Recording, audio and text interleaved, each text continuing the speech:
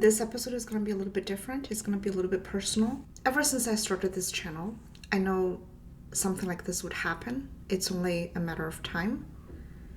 And recently it did. Long story short, the Chinese Communist Party tried to reach me through one of my former employers. Now, before I get into what really happened, for a lot of you who are watching right now, this might sound or seem like internet drama, but for people who live in my community, and I mean, the Chinese community living outside China, this is our life. This is real. It actually happened on a very normal work day for me. I was just, minding my own business, working on my next video, and I suddenly got this email. I got this ping from one of my former employers. And because I worked in journalism, so a lot of my information you can easily find in my past employment. And I got that email and it said, hey, someone tried to reach out to us and we're just wondering if this was someone that you wanted to connect with. And then I opened the email and it's a very weird email. Apparently they gleaned that information from my public profile on LinkedIn, which I have shut down. It talks about the starting and the end time of my employment at my previous newsroom and said that, can you give me her contact information? Can you pass along this information? And the sign off is like three very weird Chinese characters that truly don't make sense. It looks like a spam email address. I'm not going to disclose all the things that happened in that email and everything because, I still want to keep doing this. I have to be extra cautious here.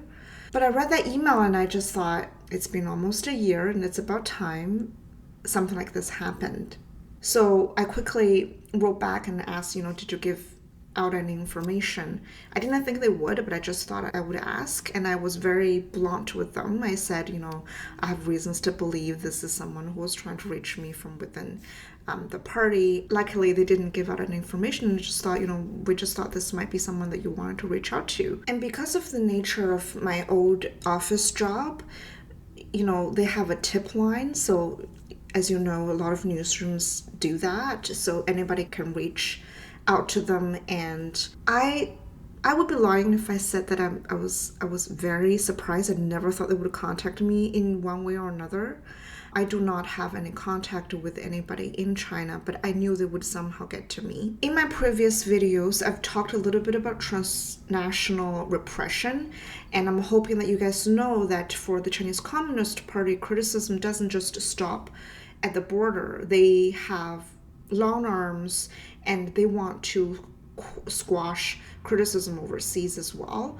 But a lot of people, I think, they assume this only happens to famous activists or like some high-profile political leaders, which, it's true. It does happen a lot to them. But I want to say that they have a tight grip on the community in Canada, in the US, in Australia, in the UK, all over the world. I mean, think about me. I'm honestly nobody on YouTube. I have 14K subscribers. And don't get me wrong, I'm extremely grateful for what I have built here. But I know I'm a small fish.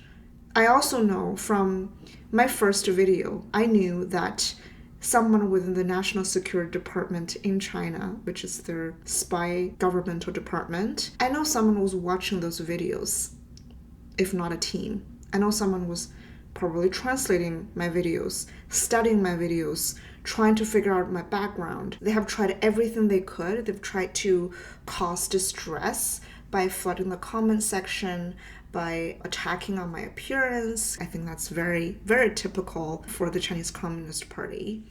And I'm proud to say that I've outgrown that. If this was 3, 4, 5 years ago, I probably wouldn't have handled it very well. I'm just super cautious about everybody who's landed in my inbox trying to build a connection with me. And it kind of sucks to live like this, to always look over your shoulder and don't know who you can and you cannot trust. And if you're thinking, Lou, you're so outspoken, you said everything you said on YouTube and you put your face out there. Let me give you another example. This is all very well documented. You can pick up the book from a bookstore and read about the story. So a few years ago, there was a Chinese international student studying, I believe, international law, or just a law student at McGill University. That's like one of the top universities in Canada. He had 2 followers on Twitter. That this happened when Twitter was still called Twitter. And he made one post that's vaguely critical of the Chinese Communist Party. And he got approached on WeChat by a Chinese police officer. 2 followers on Twitter. Nobody. No influence. A Chinese international student studying in Canada. He reported the incident and there was nothing they could do about it. And I think the Chinese Communist Party know. They know that they would get away with it, especially here in Canada. I think the challenging part is to explain that to my support system, because my experience is unique and not a lot of people care to educate themselves about how serious the situation can be for dissidents, for Chinese dissidents living abroad. I never really wanted to overshare my personal experience along this journey, like this part of my personal experience, because I don't want to distract you. I don't want you to focus too much on, what I go through. I hope this helps you or your friends or your community to understand just how real this is. And to wrap this up, I want to share a clip. This is a clip of an interview of another Chinese dissident, and she's from Hong Kong. A few years ago, she was on her way to the launch of a Vancouver branch of the activist group called Alliance Hong Kong. She booked the hotel room under a family member's name because she knew, again, even in Canada, she knew that she needed to protect her own safety by doing so. But she still got a call at the hotel room from someone who repeatedly threatened her, asked her to leave that hotel room immediately because they were going to go and get her. I got this phone call at my hotel room saying, "We're coming to get you.